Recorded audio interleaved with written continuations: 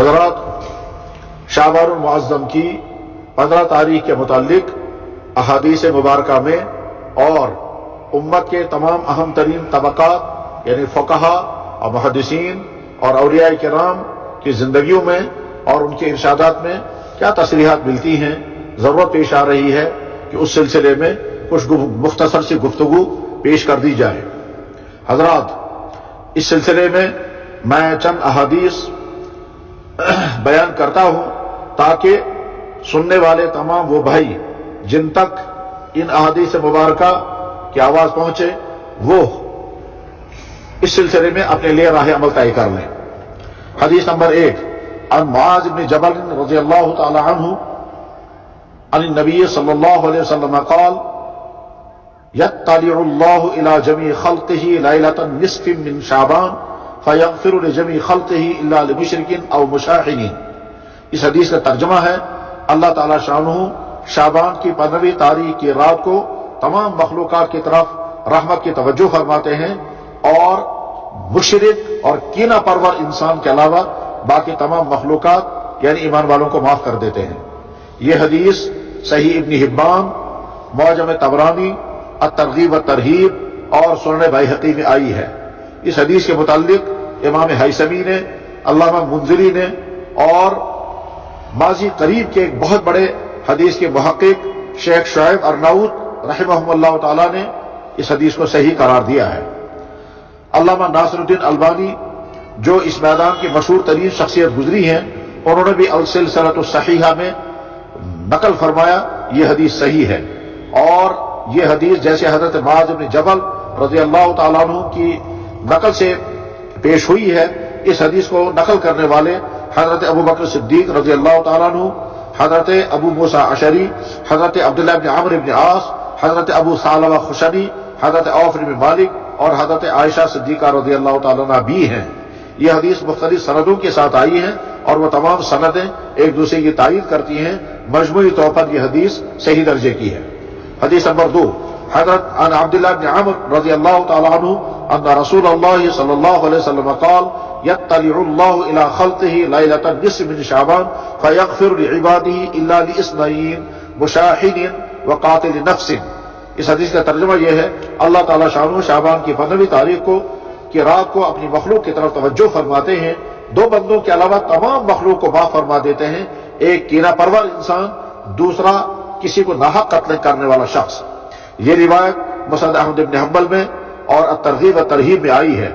علامہ حیثمی کہتے ہیں اس میں ایک راوی ابن لہیہ لین الحدیث ہیں، باقی تمام روات ثقہ ہیں۔ شیخ البانی رحمہ اللہ تعالیٰ نے السلسلۃ الصحیحہ میں اس حدیث کو حسن قرار دیا اور شیخ ارناؤت اور شیخ یاسین سواس نے اس حدیث کو صحیح قرار دیا۔ امام بیہقی نے شعب الایمان میں جو حدیث نقل فرمائی ہے اس کے کلمات مبارکہ یہ ہے، اتانی جبرائیل فقال هذه الليلة ليلة النصف من شعبان ولله فيها عتقاء من النار بعدد شعور غنم قلب لا ينظر الله فيها إلى مشرك ولا إلى مشاحن ولا إلى قاطع رحم ولا إلى مسبل ولا إلى عاق لوالديه ولا إلى مدمن خمر۔ ترجمہ، اللہ تعالیٰ شان و اس رات مشرک کے ناپرور، رشتوں کو توڑنے والے، ٹخنوں سے نیچے کپڑا لٹکانے والے، نافرمانی کے نافرمانی کرنے والے اور شراب کے عادی کی طرف نظر نہیں فرماتے ہیں، باقی تمام کو اللہ تعالیٰ معاف فرما دیتے ہیں۔ اور اس رات میں بنو کلب کے بکریوں کے بالوں کے بقر انسانوں کے اللہ تعالیٰ مغفرت فرماتے ہیں۔ حدیث نمبر 4، عن عائشہ رضی اللہ تعالی عنہ قالت فقدت رسول الله صلى الله عليه وسلم ليلة فخرجت فإذا هو في البقيع فقال أكنت تخافين أن يحيف الله عليك ورسوله؟ قلت يا رسول الله إني ظننت أنك أتيت بعض نسائك، فقال إن الله ينزل ليلة النصف من شعبان إلى السماء الدنيا فيغفر لأكثر من عدد شعر غنم قلبين۔ اس حدیث کا خلاصہ اور ترجمہ یہ ہے، اللہ کے نبی علیہ الصلوۃ والسلام جنت البقیع میں تشریف فرما تھے، حضرت عائشہ صدیقہ رضی اللہ تعالیٰ عنہ ان کو تلاش کرتی ہوئے وہاں پہنچی ہیں، تو اس وقت اللہ کے نبی علیہ السلام نے فرمایا ان اللہ ينزل ليلة النصف من شعبان، اللہ تعالیٰ شانہ شعبان کے نصف رات کو آسمان دنیا کی طرف نزول فرماتے ہیں، پھر بخش دیتے ہیں قبیلہ بنو کلب کے بکریوں کے بالوں کے بقدر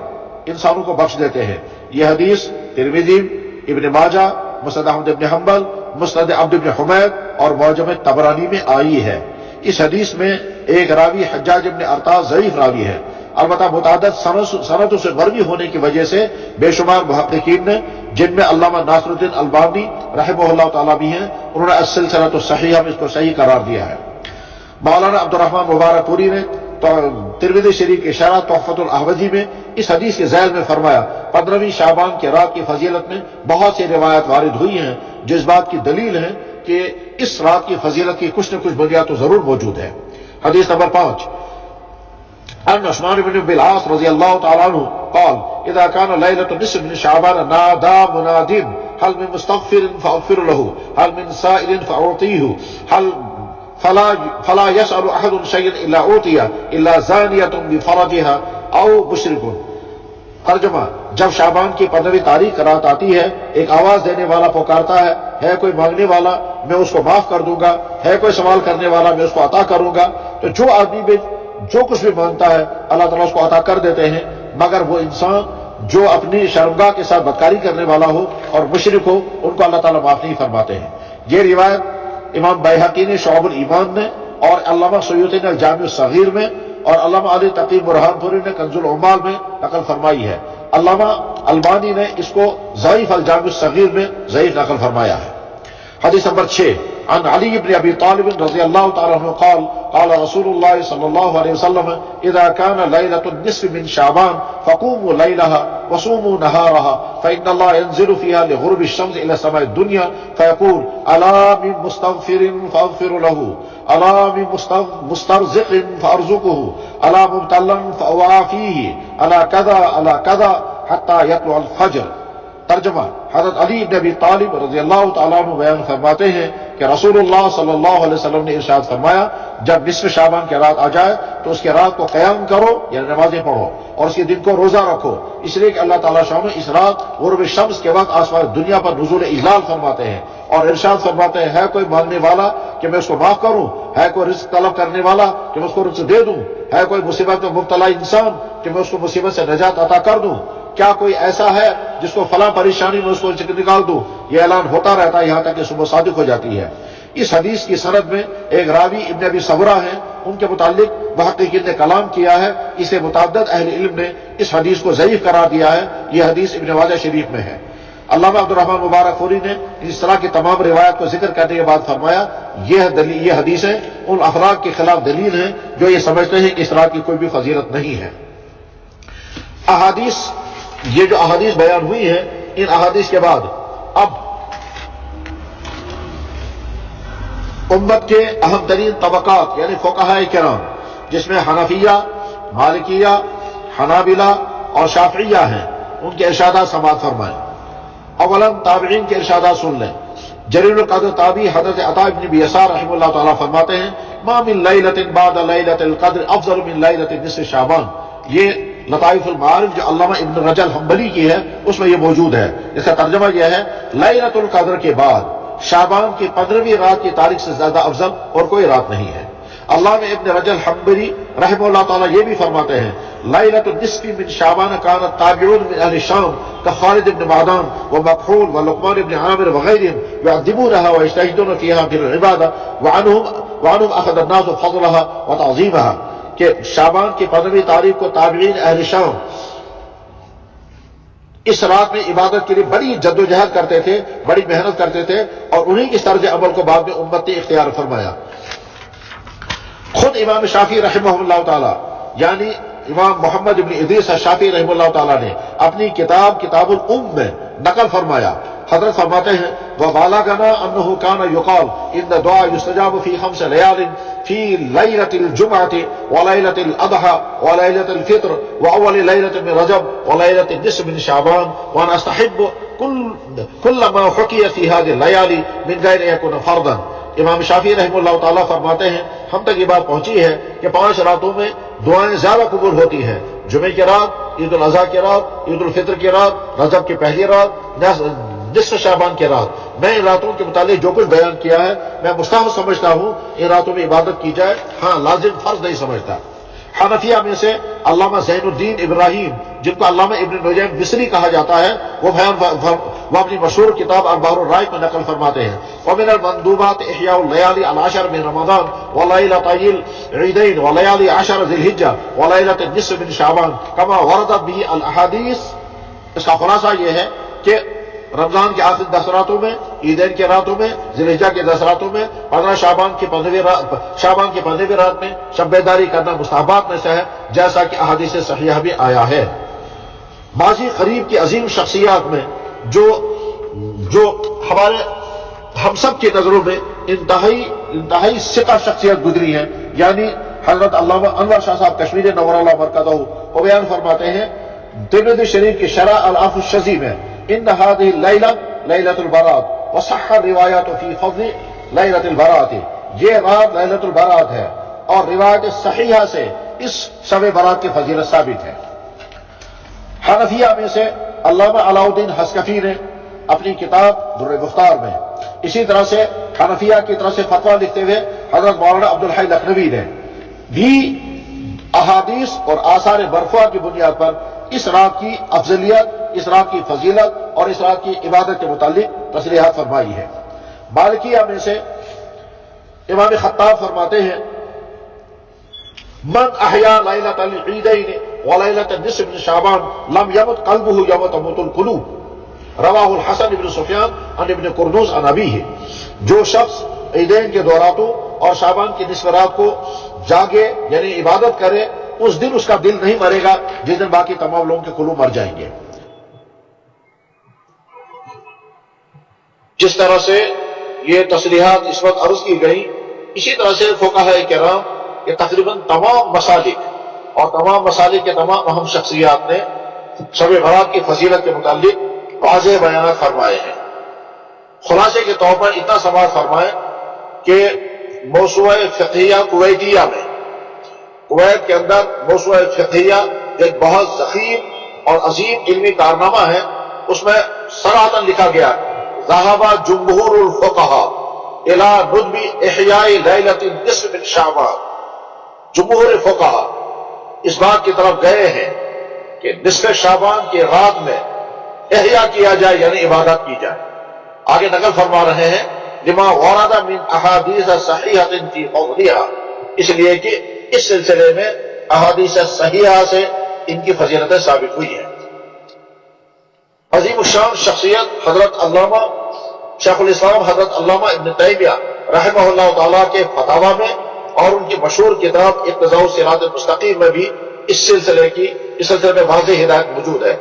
علامہ ابن تیمیہ نے لکھا وَأَمَّا لَيْلَةُ النِّصْفِ مِن شَعْبَانَ فَفِيهَا فَضْلٌ وَكَانَ فِي السَّلَفِ مَن يُصَلِّي فِيهَا، جہاں تک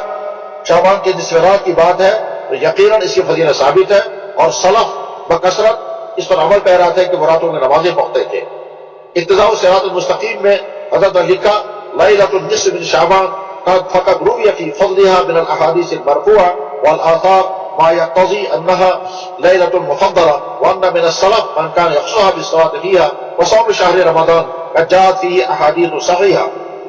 ومن العلماء من السلف من اهل المدينة وغيرهم من الخلف من انكر فضلها وطعن في الاحاديث الواردة فيها كحديث ان الله يغفر فيها لاكثر من عدد شعر غنم القلب، وقال لا فرق بينها وبين غيرها لكن الذي عليه كثير من اهل العلم او اكثرهم من اصحابنا وغيرهم على تفضيلها وعليه يدل نص احمد۔ یعنی علامہ ابن تیمیہ رحمہ اللہ تعالیٰ کے کہنے کا مطلب یہ ہے کہ شعبان کی نصف رات کے سلسلے میں احادیث صحیحہ اور آثار مرفوعہ سے فضیلت ثابت ہے، اگرچہ کچھ حضرات نے اس کا انکار کیا ہے، خصوصاً اس حدیث کا جس میں بنو کلب کے بکریوں کے بالوں کے برابر مغفرت کی بات کہی گئی ہے، اگرچہ کچھ حضرات نے اس کا انکار کیا ہے، لیکن دونوں طرح کی تمام آراء کو سامنے رکھ کر کے خلاصے میں بطور فیصلے کے یہ بات درج کہی جاتی ہے کہ اس رات کی فضیلت بہرحال ثابت ہے، اور امام احمد بن حنبل رحمہ اللہ تعالیٰ بھی اسی بات کے قائل تھے۔ ماضی قریب کے مملکت عربیہ سعودیہ کے جو مشہور علماء گزرے ہیں ان میں شیخ ابن عثیمین رحمہ اللہ تعالیٰ بھی تھے، ان کے فتاویٰ اور رسائل میں اس طرح کے تصریحات ملتی ہیں۔ حضرت لکھتے ہیں ومن هذا الباب ليلة النصف من شعبان روي في فضلها احاديث ومن السلف من يخصها بالقيام ومن العلماء من السلف وغيرهم من أنكر فضلها وطعن في الأحاديث الواردة فيها، لكن الذي عليه كثير من أهل العلم أو أكثرهم على تفضيلها. اہل علم جو حضرات اس عبارت کو سن رہے ہیں وہ سمجھ گئے ہوں گے کہ علامہ ابن عثیمین یہ فرما رہے ہیں کہ شعبان کی نصف رات کے سلسلے میں جو فضائل ہیں وہ حدیث سے ثابت ہیں، اگرچہ سلف میں بھی اور آج کے عہد میں بھی بہت سارے حضرات علماء جو ہیں وہ اس رات کی فضیلت کا انکار کرتے ہیں، مگر کثیر اہل علم کی تعداد اس پر ہے وہ یہ فرماتے ہیں کہ نہیں، اس رات کی کچھ نہ کچھ فضیلت ضرور ہے۔ خلاصہ یہ ہے کہ احادیث مبارکہ، حضرات صحابہ کرام کا عمل، تابعین اور تبع تابعین کا عمل اور فقہاء اربعہ کا عمل یہی بتاتا ہے کہ اس رات کی فضیلت ہے۔ البتہ یہ بات طے ہے کہ اس رات کا کوئی متعین عمل نہیں ہے۔ اب اس رات کی فضیلت کا تقاضا یہ ہے کہ اس میں عبادات کی جائیں، نمازیں پڑھی جائیں، استغفار کیا جائے، دعائیں کی جائیں، اپنے لیے اور ساری امت کے لیے دعائیں مانگی جائیں۔ جو بھائی یہ سمجھتے ہیں کہ اس رات کی کوئی بھی فضیلت نہیں ہے، وہ خود ان احادیث کو دیکھ لیں کہاں کہاں حدیثیں وارد ہوئی ہیں اور ان احادیث میں کتنی احادیث صحیح، کتنی احادیث حسن، کتنی احادیث ضعیف ہیں، پھر ذوق بھی کس درجے کا ہے، اور اس کے بعد پھر جو محقق اہل علم ہیں قدیم میں اور جدید میں، ان تمام محقق اہل علم میں جو کچھ اس سلسلے میں تصحیحات بیان فرمائی ہو ان کو سامنے رکھ کر کے اپنے لیے عملی شاہراہ بھی مقرر کرنی چاہیے اور امت کو رہنمائی بھی کرنی چاہیے۔ اللہ تعالیٰ شان ہم کو افراط و تفریط سے محفوظ فرمائے، غلو سے محفوظ فرمائے، جو چیز ثابت ہو اس کا انکار کرنے سے محفوظ فرمائے، اور جو چیز ثابت نہ ہو اس کو ثابت کرنا اور اس پر اصرار کرنے سے بھی اللہ تعالیٰ محفوظ فرمائے۔ وآخر دعوانا ان الحمد للہ رب العالمین برحمتک یا ارحم